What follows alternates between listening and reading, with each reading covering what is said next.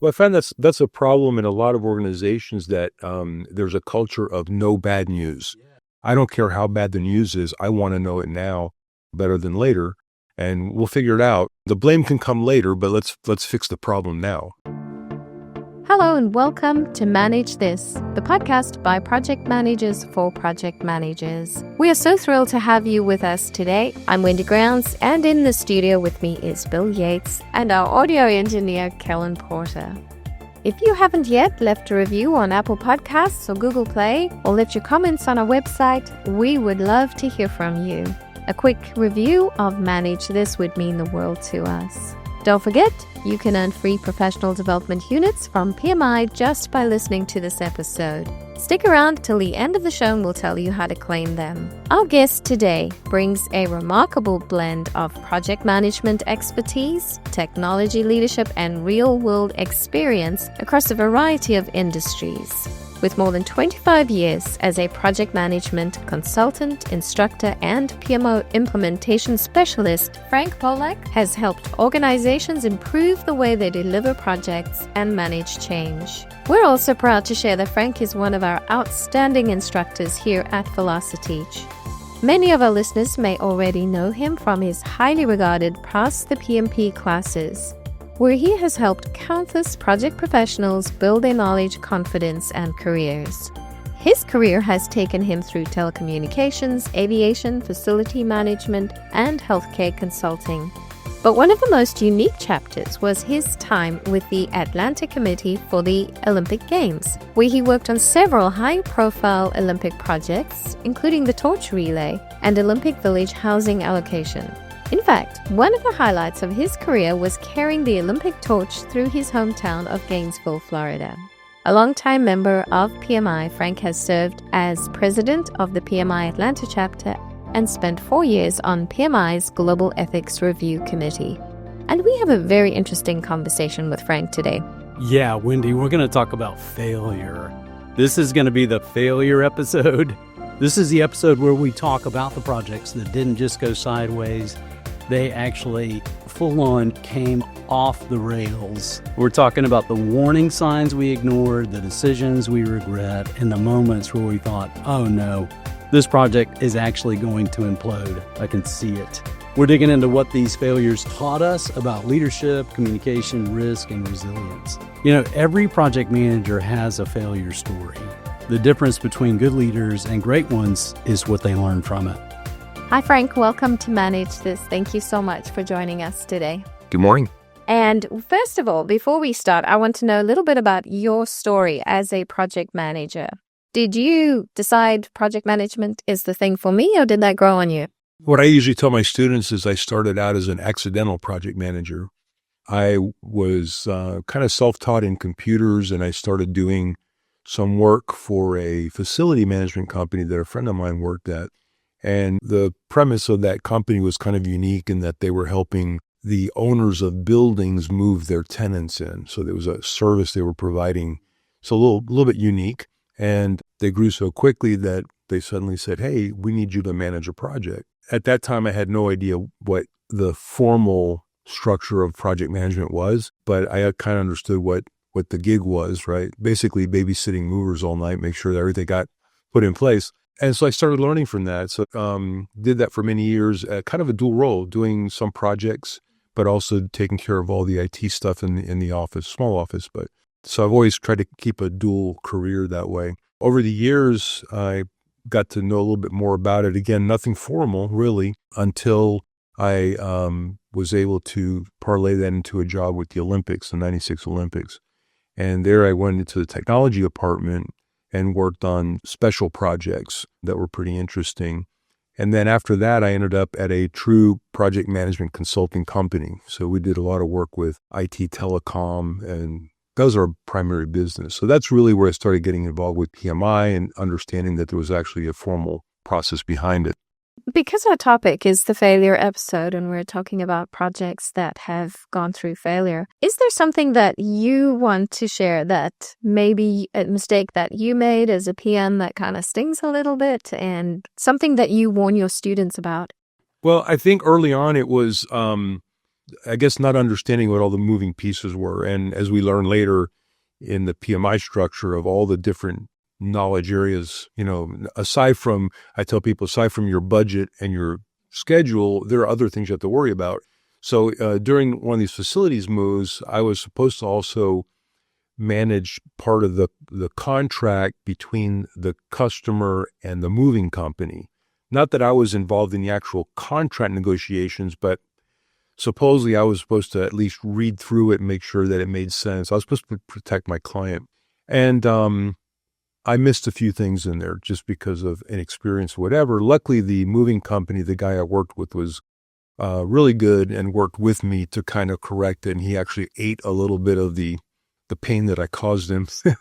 But I learned quickly from that. So that led me to be very nitpicky from that point forward as to, what's in the contract. And if we get to it later, there's another project that was a key factor of success or not. As Frank was sharing as a reminder, I have so many movies flashing in my head. I'll just pick one short movie. There was one time I remember we were working a project with a very large retail company. I'm not going to name the company, but you're all very familiar with this company. And we were migrating their data from their old system to our new system that we're implementing. And through that migration, we needed their DBA, their technical people, to take the interface and create a file for us. Pretty straightforward.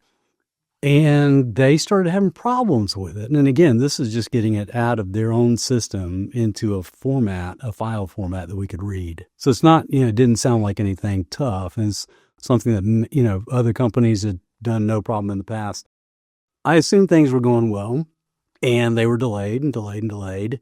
And here's the problem. I should have pushed that to my sponsor that was the customer. I should have pushed it to her a lot sooner than I did. I knew the DBA that was working for them. I'd gotten to know that DBA. I was trying to protect the DBA and give that person a little more time. And then I'll never forget the meeting. It all hit the fan. There were 4 of us in a meeting, the VP of tax being the sponsor that was in there. And she's like, why is this taking so long? And when she found out how long I had known it had been delayed, she hit the roof for good reason. And I'd been trying to protect her own team member, and I really should have brought her that bad news. Bring bad news soon, right? It was such a memorable, but I can still play that movie in my head. Well, I find that's a problem in a lot of organizations, that there's a culture of no bad news. Yeah. I remember working on at one company where when we did our monthly reports for our projects, our boss actually told us you can't put a red status, right? Green or yellow is fine, but no red. I said, but I'm pointing out red because this is an issue that needs attention, right? And he says, no, we can't show that because then it shows that we're not, doing things right or whatever. It's like, regardless of why it's happening, And so that's something that always, later on when I was running a PMO or something, it'd always be, I don't care how bad the news is. I want to know it now better than later. And we'll figure it out. The blame can come later, but let's fix the problem now. How would you define a failed project? Is it always just about you missing the scope, the schedule, the budget, targets, or something like that? Or are there other ways that you would say a project can fail?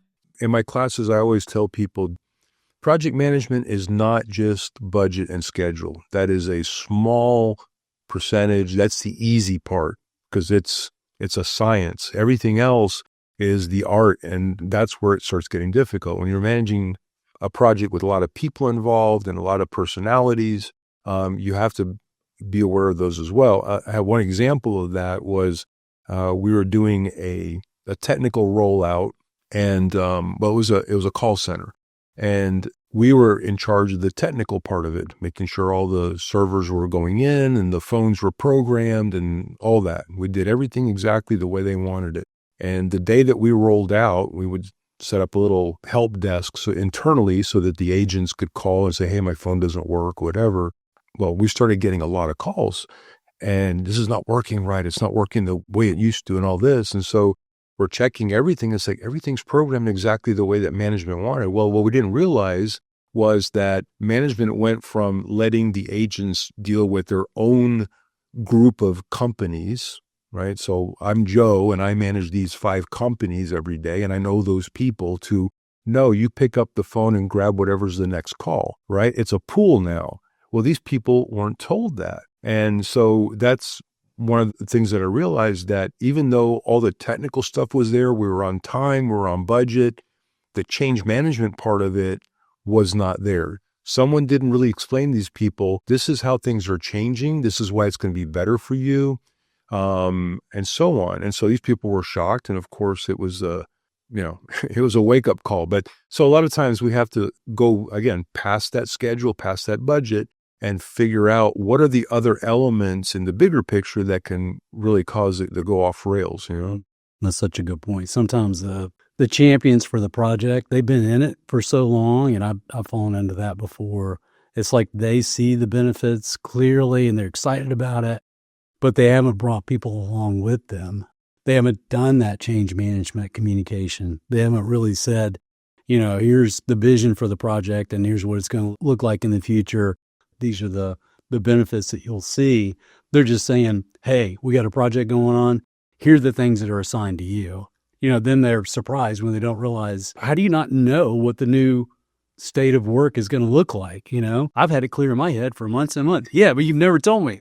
One of the failed projects that we had thought would be a good example to talk about today is the Berlin-Brandenburg airport. So what happened here was Germany's new capital airport suffered nearly a decade of delays, billions in cost overruns due to design flaws, construction defects. There were governance problems and poor project coordination. So failure is not always just one event, something that happens. It's a process. What are some early warning signs that a project is heading toward trouble? Because I'm sure the Berlin-Brandenburg airport, it was gradually coming and they just weren't looking at the signs. In projects like that, and I've managed a project very similar to this, in that there are so many moving pieces and the management team assumes that everyone knows what they're supposed to be doing, right? So in a case where you've got the construction crews, you've got the IT companies, you've got other areas. It's like, well, we hired you to do the job. You're supposed to be the best. Just do it.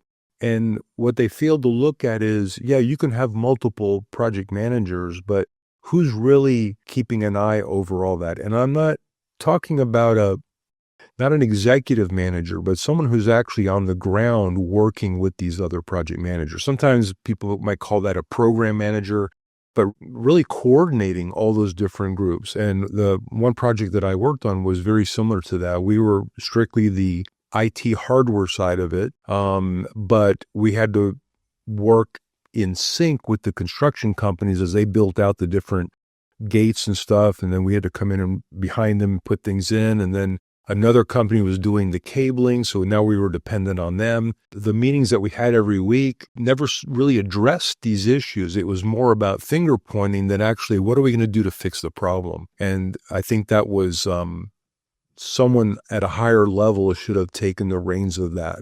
Again, at that time, my role was to manage my piece, but I could see that no one was really coordinating all those pieces together. And little by little, this guy's delayed, this one, something broke, but no one's putting all those dominoes together. Yeah, Frank, I agree. And there's so many things that jump out at me when I think about some of those signs or warning signs for a project that's starting to trend towards failure and we don't know it. One of the things that scared me with projects is if either the status meetings were too quiet or my sponsor was too quiet. Those were big time warning signs for me. It's like if my team was quiet, if nobody had questions, nobody had input, it's like there's no energy in the room. I'm like, things cannot be going that well. How do you guys not have any questions for each other, Yeah, we got these reports, that's fine, but I want to see signs of life. Anytime it got too quiet in a meeting, I'd have follow up with team members later just to make sure there wasn't something going on that I wasn't aware of. Maybe there's a conflict. Maybe there was a side channel communication from the sponsor that I wasn't aware of. It could be rumors about the company. There's something going on that's keeping my team from being healthy because there should be healthy dialogue. Quiet meetings scared me. Frank, you and I teased before just in the classes that we teach. To me, it's like the same thing is true with change requests. I like to see healthy change requests. If there are no change requests, either from the team or from the sponsor, I get nervous. I'm like, nobody's interested in this project anymore. It's going to be canceled. So that was a thing for me.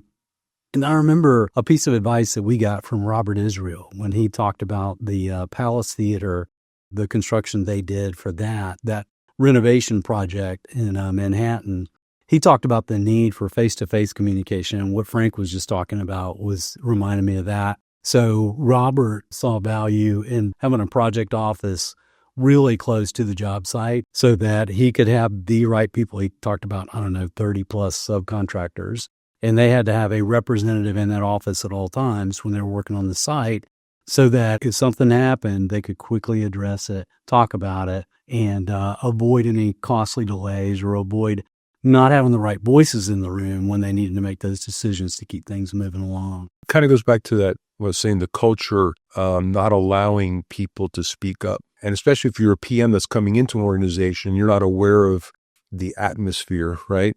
And you wonder, like you said, why is everyone so quiet? It was because we don't speak up here. We don't say these things here. It's like, but that's not good. And so you have to kind of change that culture to, we got to put everything on the table. I remember reading, I want to say it was Malcolm Gladwell. There was one of his books, and they talked about the Korean airliner that had crashed. Yeah. And they were talking about how because of the culture, and this was a geographic culture, but that, you always defer to the senior person, but long story short, they had a crash and all this. And so when they came back later, they said, we have to instill a culture now that when you're in that cockpit, everyone is equal and everyone has to raise the alarms. You can't skirt things only because, I don't want to insult my senior manager or whatever. Yeah, I think that's a good opportunity to talk a little bit about leadership blind spots when it comes to failure. One of the failures we have listed here is the Fyre Festival. It was going to be this exclusive luxury music festival in the Bahamas and became a disaster when the organizers failed to deliver basic accommodations, food, transportation, and infrastructure. One of the problems there was leadership delusion. What are some leadership behaviors that contribute to projects going off the rails? In our classes, we always talk about analyzing our stakeholders and understanding their involvement or their interest in our projects. And there are times when sponsors of a project don't seem interested in their own project, whether they think it's just a mundane, everyday thing. So, just only let me know if something goes wrong, or they're just too busy. And I know that Andy speaks to that when you have senior level backing, that projects go much better. So I think that's the first level, is that the project manager should make sure that they have that sponsor at the right level of engagement so that they are aware. And it doesn't have to be a daily thing, but they're not coming in and saying, oh my gosh, the sky's falling, right? So I think that's where if there's not enough linkage to that senior man, because again, they're also seeing, like you were saying earlier, what's going on in the company, what's going on in the marketplace. We need to have that kind of insight from those sponsors as well. So I think it's our responsibility to engage them, bring them in a little closer to our project. Especially early in my career, I'd put on blinders. I was so focused on my project and my clients that I would, blindly, here's what we're focused on. Don't worry about any of the noise from the company or what projects are in the future or which ones are getting the best resources. Let's just get this done and do it with excellence. And then we'll be fine. Which there's some value in that. You don't want to be distracted. You want to be able to provide value on the project you're doing. I realized, okay, I need to get my head out of the sand. Look at the forest for the trees, right? Yeah, it's great to be, focused on your project, but you do need to know what's going on. So engaging your program manager or the portfolio manager or the C-suite to know what big things are coming in the future or the big projects. Why did I just get one of my best resources taken off my project and put on another? Why? What's happening with that? Is there anything I could have done about it, or is it a strategic move? And, I will have my eyes open when I find out, while we're doing this. Okay, all right. But yeah, I think one of my mistakes early in my career was not listening out and looking for those signs.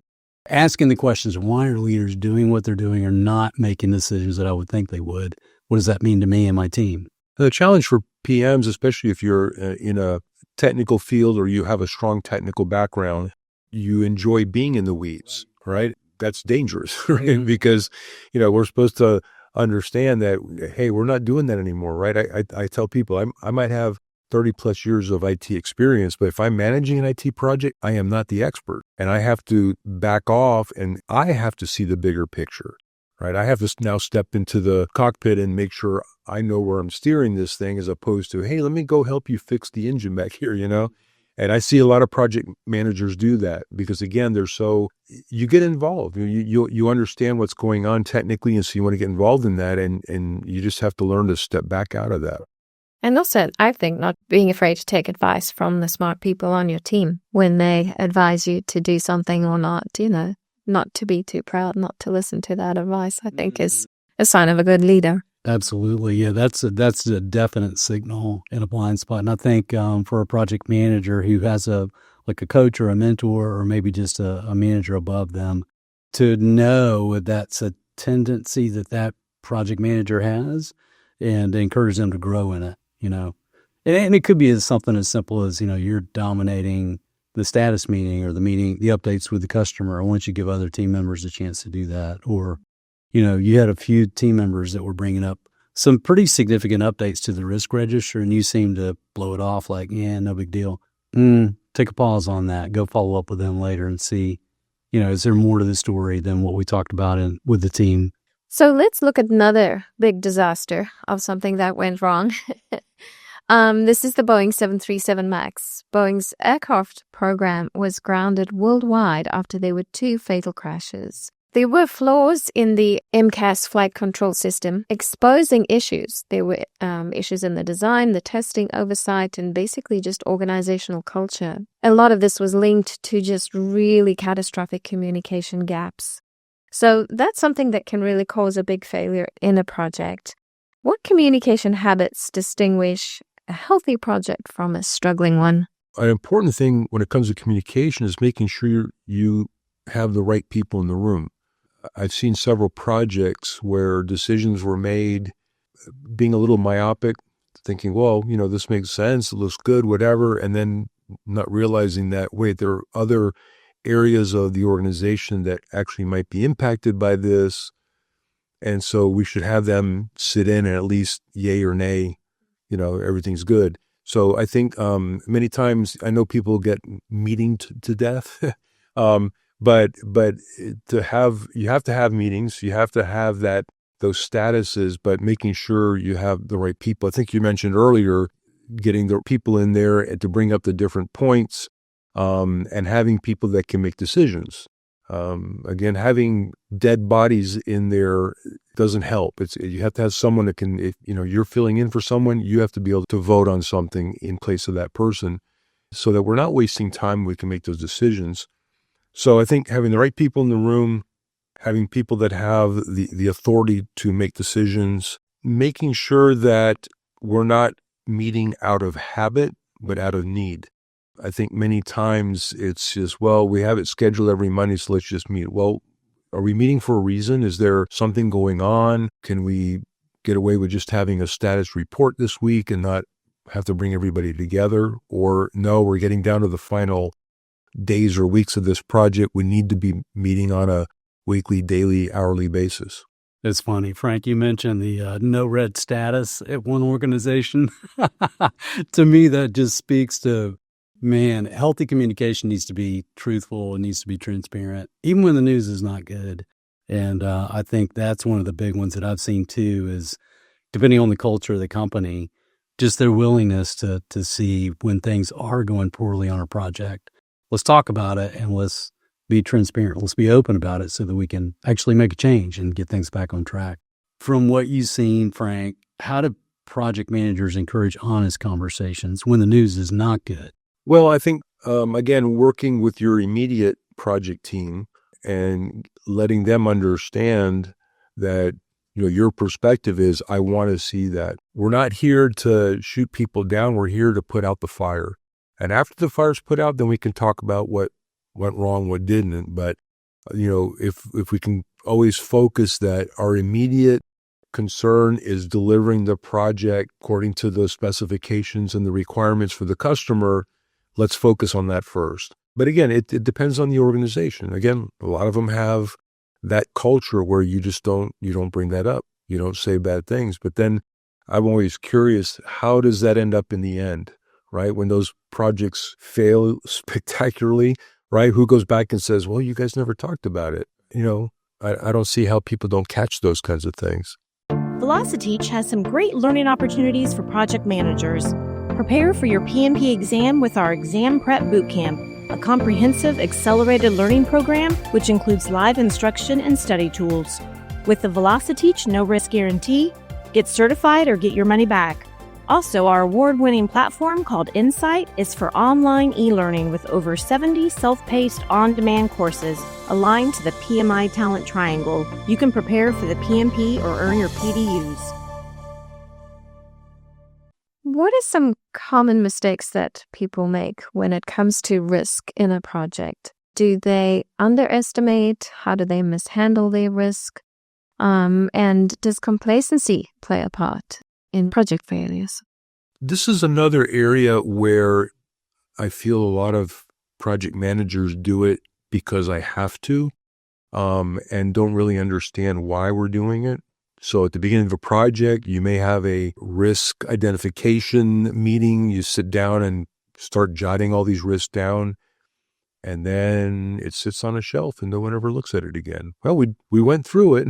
It's like, yeah, but risks change every day. And so I always tell my students, when you look at the two tools that are the most useful for any PM, it's going to be your work breakdown structure. What are the elements that you have to deliver, and your risk register, because your project is perfect except when you have a risk, right?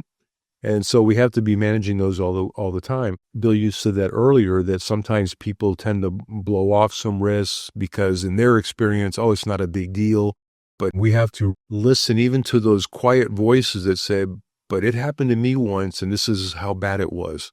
And so we can't blow it over, right? Again, it may never have happened to you, but there's a reason why we buy fire extinguishers and why we buy insurance, right? So I think risk is a really important feature of a project. I think it's something that PMs really should focus more on than just, again, learning how to use a scheduling tool.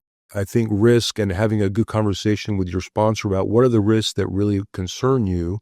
I know we talk about, for example, when we talk about the triple constraints, which one is the least flexible. I think we have to think about risk in that way as well, right? Which of those three constraints, scope, schedule, and cost, for example, which of those three is least flexible in terms of risk, and how much should we focus on that? And do we have the luxury of having a risk department that can help us out?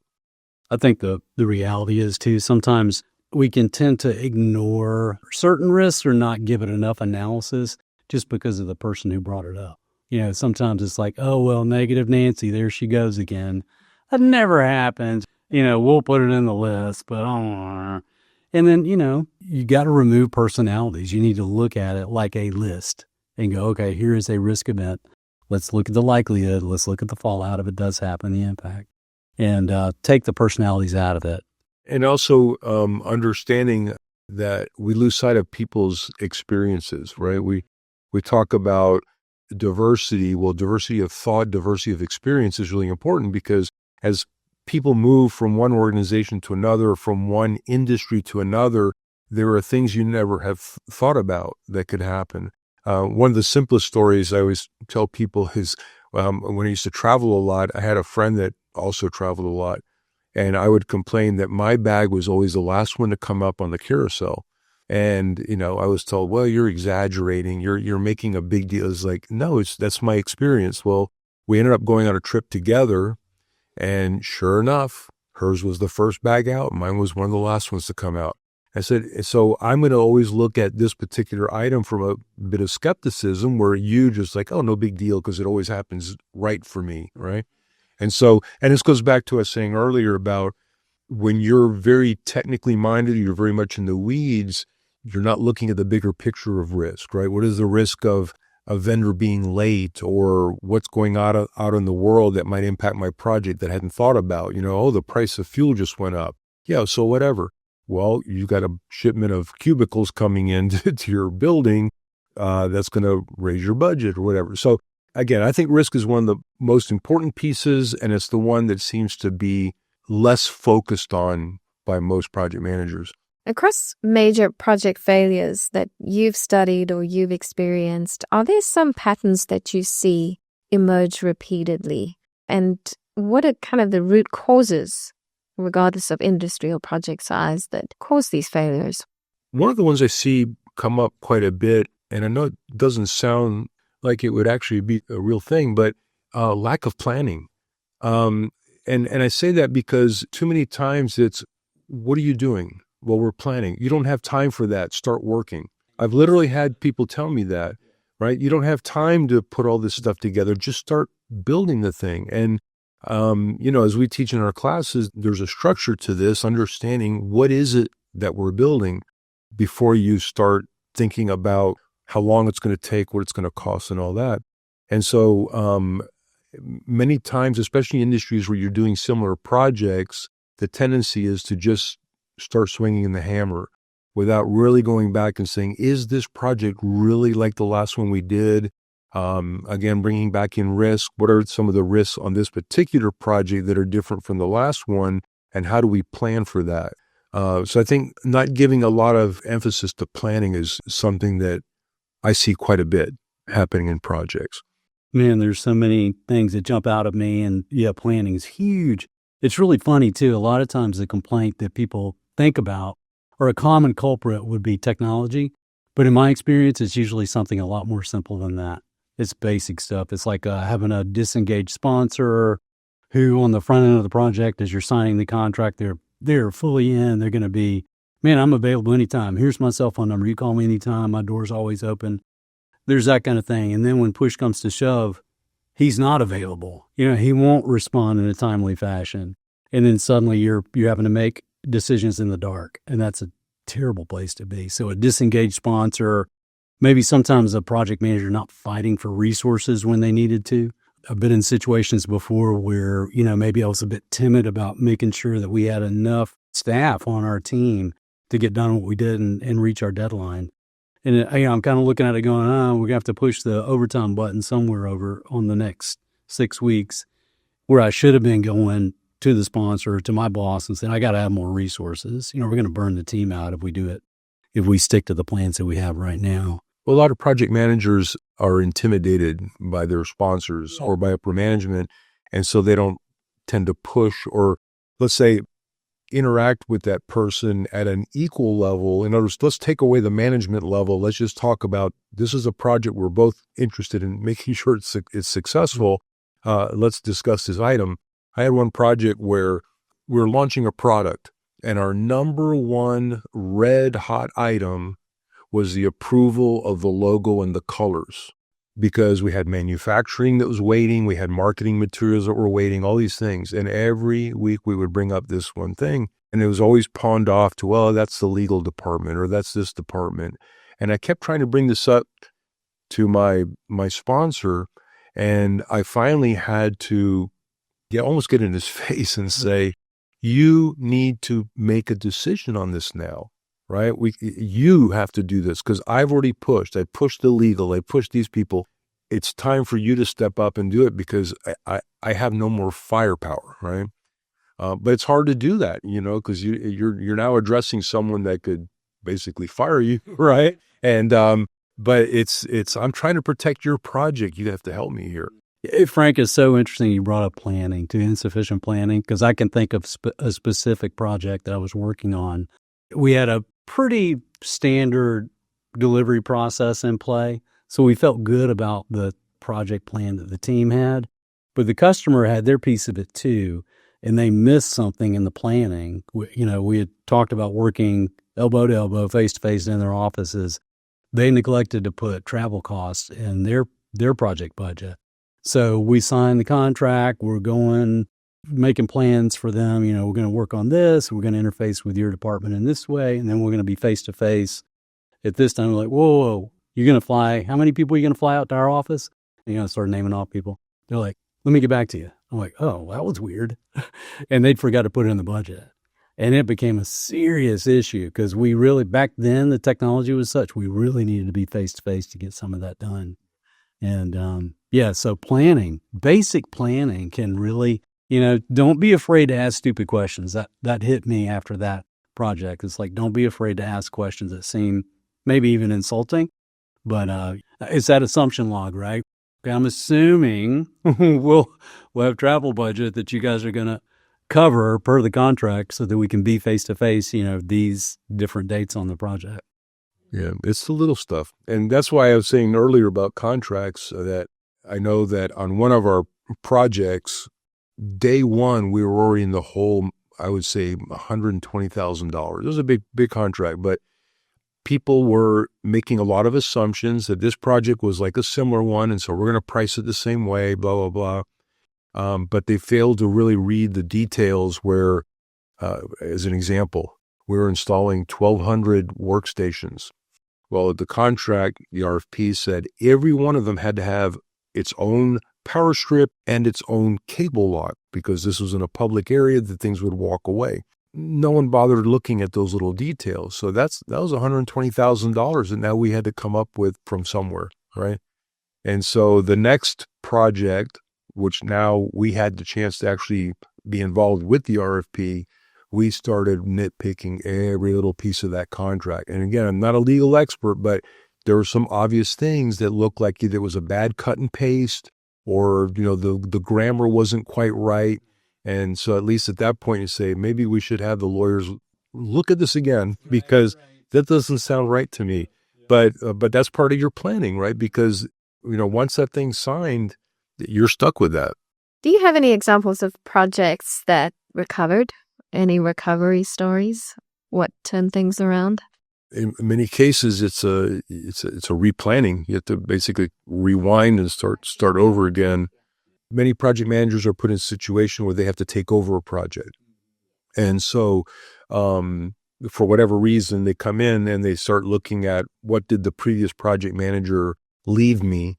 And I've been in a couple of situations where there wasn't much or it was not well-defined or understood. And it goes back to their whole thing about, well, we kind of know what we're doing, so we don't really have to write it all down. And so this is where I said, no, for my sake, I need to go back and replan this based on what I'm seeing because I don't understand what the original intent was. And this is, again, where my manager came in and says, stop planning, start doing. I said, but it's, you don't just jump in the car and start driving. You have to have a sense of where you're going. And so I was able to get a couple of weeks to really sit down with the different, I call them department heads, the head of sales, the head of operations, to figure out what is it that you need us to build for you in this big picture, because it wasn't well defined. It goes back to what I said earlier that, everyone assumed that the operations guy knew what he had to do and the sales guy knew what he had to do. But you guys aren't looking at the fact that all this has to be integrated back into the system that we're building. So sales ended up needing these really intricate reports that no one had planned. They figured it would just come out of the system. Well, how does that happen? Well, it just comes out of the system, right? And so that was kind of redirecting the project based on some new planning that hadn't been there in the first place. So I can't go back and say, well, it definitely went better than it would have, but you can kind of make that assumption if you don't have a roadmap to go by. Again, I can't shoot from the hip all the time, right? What do we say? Projects are unique. And so as much experience as you have to figure out what is unique about this project, what's going to bite me, and how do I plan for that item? One of the questions that we have in one of the quizzes talks about where you come in and you find out there's no work breakdown structure, right? What do you do? And one of the answers is you stop the project. And it's amazing the discussion I get from students that you would never do that. And I said, I've done that. Because again, it's like, think about it. If you're the guy hired by IKEA to design the instruction manual to put this table together, what's the first thing you have to know? What are the pieces? Without the pieces, how are you going to know how to, this A goes into B, goes into C? You're not going to know that because you don't know there's an A, B, or C. And it's just interesting how many project managers didn't recognize that. Like, I would never stop the project, but then what are you doing? Got to keep the work going, but what are you working on? Learning from our failures. Talk about what a project post-mortem should look like and the lessons learned from that. I find that in a lot of projects, many times we don't have or don't make time to really do a post-project review, right? We're already gearing up for the next project. It might be a cursory, hey, let's just write down a few things.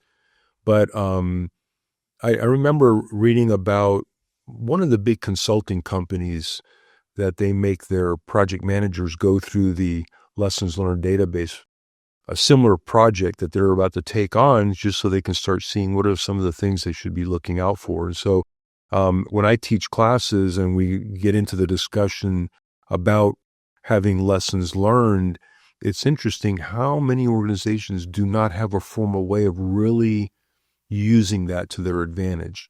Yeah, they might fill out a form, they might put it into some repository, and then what, right?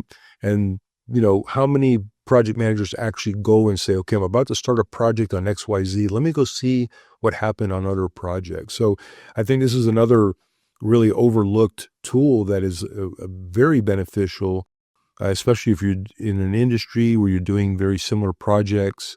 Again, there comes back that uniqueness. What was that one thing that bit that project that you should really think about? Yeah, that's so true. And I think, personally, if I'm assigned a project, ideally, I'm at a company that's mature enough with their PM approach that I've got files that I can go through and look at, find an old risk register from a similar project, find their schedule, things like that would just be amazing to help me out.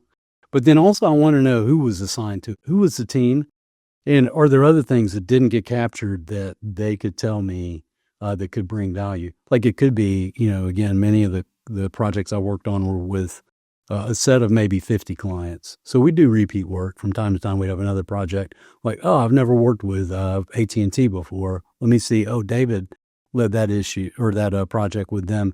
Let me go talk to David and see, what is it like with AT&T? How much access did they give you, or what kind of roadblocks did you find there that you didn't find at Verizon when we were working projects there? So just knowing some of those things may not get documented, but man, it's super helpful if you can talk to the developer or the PM or team members who were on it and just see how to navigate it. Well, maybe we should now formally name a new function in project management, the pre-project review, right? Bring in everybody, but whether it's your kickoff meeting or some other thing, and say, okay, let's bring in those people. Let's have a discussion. Maybe we do that during our risk assessment or maybe a more general discussion. That's a great point too, because, practically it's like, it's one thing for the leader of the project to do it, but gosh, it'd be awesome if my developers knew who worked on the previous project that's going to be similar or with the same client or whatever. Hey, here's, the development team, do you know, and throw out the names and let them connect if they haven't already. These are some resources for you to go to. It's all about the team, right? It's not just up to the PM or the leader of that project to do the homework. It's best if everybody does it, right? And embrace it. If our audience wants to reach out to you or if they have any questions, where should they go? Yeah, find me on LinkedIn or the Velociteach website. Should have my bio there to reach out, or hopefully take a class and you'll be able to talk to me directly. Awesome. Frank, thanks so much for coming in the studio with us. This has been a long time coming, and it's just great to be able to talk through and hear some of the stories that you've got from your own experiences and the students that you've encountered thousands of students through your career, and had a big impact on them. So to be able to have these conversations with me and Wendy in the office here is perfect. Thanks so much. Thanks. That's it for us here on Manage This. Thanks for spending some time with us today. It's always a pleasure to have you joining us. Don't forget, you can visit us anytime at velociteach.com to subscribe, catch up on past episodes, or read the full transcript of today's show. And now it's time to reward yourself. You've just earned free PDUs for listening. To claim them, head over to Velociteach.com, click on Manage This Podcast at the top of the page. Then hit the Claim PDUs button and follow the simple steps. We'll be back soon with more insights, stories, and strategies to help you master the art of project management. Until next time, stay curious, stay inspired, and keep tuning in to Manage This.